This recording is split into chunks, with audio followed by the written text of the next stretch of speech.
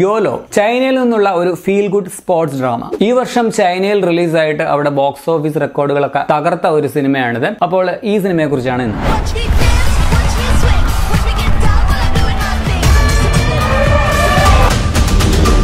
എന്തു വന്നാലും വിട്ടുകൊടുക്കില്ല എന്നുള്ള ഒരു ഇച്ഛാശക്തി ഉണ്ടല്ലോ, അതാണ് ഈ പടം എന്ന് പറയാം. അമിത ഭാരമുള്ള നല്ല മടിച്ചിയായിട്ടുള്ള ലൈൻ, വീട്ടുകാരിൽ നിന്നും കൂട്ടുകാരിൽ നിന്നും ഒക്കെ എപ്പോഴും കിട്ടുന്ന അപമാനവും കുത്തുവാക്കുകളും ഒക്കെ കൊണ്ട് മടുത്തിട്ട് ലാസ്റ്റ് വീട് വിട്ട് ഇറങ്ങുകയാണ്. പക്ഷേ വീണ്ടും അപമാനം, ബോഡി ഷെയ്മിങ്, ചൂഷണം ഇതൊക്കെ തന്നെ. ഇതിൽ നിന്നൊക്കെ കരകയറി ഒരു തവണയെങ്കിലും ജീവിതത്തിൽ വിജയിക്കണമെന്നുള്ള അവരുടെ ദൃഢനിശ്ചയത്തിന്റെ ആ ഒരു ഫൈറ്റിന്റെ കഥയാണ് ഈ സിനിമ.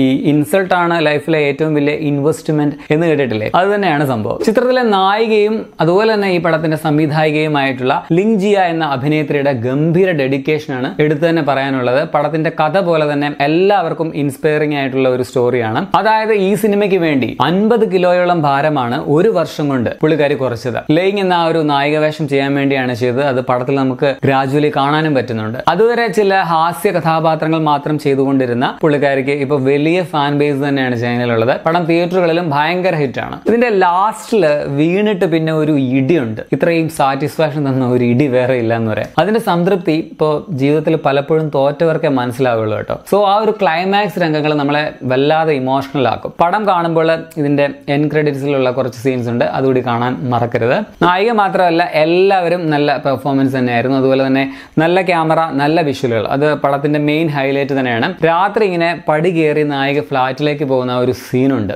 അത് കിടിലൻ വിഷ്വലാണ്. അതുപോലെ തന്നെ കഥയ്ക്ക് അനുയോജ്യമായിട്ടുള്ള ബാക്ക്ഗ്രൗണ്ട് സ്കോർ ആണ് സിനിമയ്ക്കുള്ളത്. പടത്തിന്റെ ലെങ്ത് കുറച്ച് കൂടുതലാണെന്ന് എനിക്ക് തോന്നി. അവിടെ ഇവിടെ ഒക്കെ വേണമെങ്കിൽ കുറച്ച് രംഗങ്ങളൊക്കെ കുറയ്ക്കാമായിരുന്നു എന്ന് തോന്നിയത് മാത്രമാണ് എനിക്കൊരു നെഗറ്റീവായിട്ട് പറയാനുള്ളത്. അത് വലിയ കാര്യമൊന്നുമല്ല, പടത്തിന്റെ ആസ്വാദനത്തെ അത് കാര്യമായിട്ട് ബാധിക്കുന്നുമില്ല. സോ ആകെ മൊത്തം ടോട്ടലിൽ ഒരു മസ്റ്റ് വാച്ച് ഐറ്റം തന്നെയാണ് ഈ സിനിമ. നിങ്ങളുടെ മനസ്സ് നിറയ്ക്കുന്ന സിനിമകൾ, അത്തരത്തിലുള്ള നൈസ് ഫീൽ ഗുഡ് പടങ്ങൾ അന്വേഷിക്കുന്നവരാണെങ്കിൽ തീർച്ചയായിട്ടും നിങ്ങൾക്ക് ഈ പടം ഇഷ്ടമാകും. കണ്ടിട്ടില്ല എങ്കിൽ തീർച്ചയായിട്ടും കണ്ടു നോക്കുക. പടം ഇപ്പോൾ ഡിജിറ്റലി അവൈലബിൾ ആണ് കേട്ടോ. പടത്തിന്റെ മലയാളം സബ്ടൈറ്റിലുകളും ലഭ്യമാണ്. അപ്പോൾ ശരിയാണ്.